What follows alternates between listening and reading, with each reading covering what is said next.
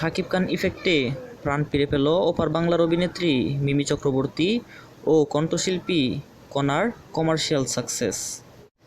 ওপার বাংলার মিমি চক্রবর্তী, যিনি গত কয়েক বছর ধরে কমার্শিয়াল মুভিতে তেমন কোনো হিট পাননি, যার কারণে শিবু নন্দিতা থেকে ৮ ঘণ্টার মুভিতে কাজ করেছিলেন।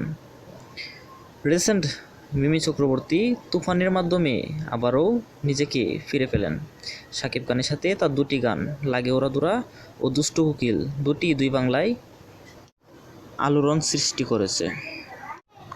অন্যদিকে বাংলাদেশের কণ্ঠশিল্পী কণা, যিনি ভালো কণ্ঠশিল্পী, শাকিব খানের মুভি ছাড়াও তিনি গত কয়েক বছর ধরে ভালো কয়েকটি গান গেয়েছেন, সেগুলো তেমন কোনো আলোচনায় আসে নাই। কিন্তু দেখেন, এক দুষ্টু কোকিল দিয়ে কণা আবারও খবরের শিরোনাম, আবারও তিনি মানুষের মুখে মুখে।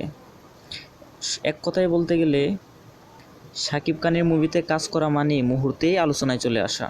এটাই শাকিব খানের ইফেক্ট, মেগাস্টারডম।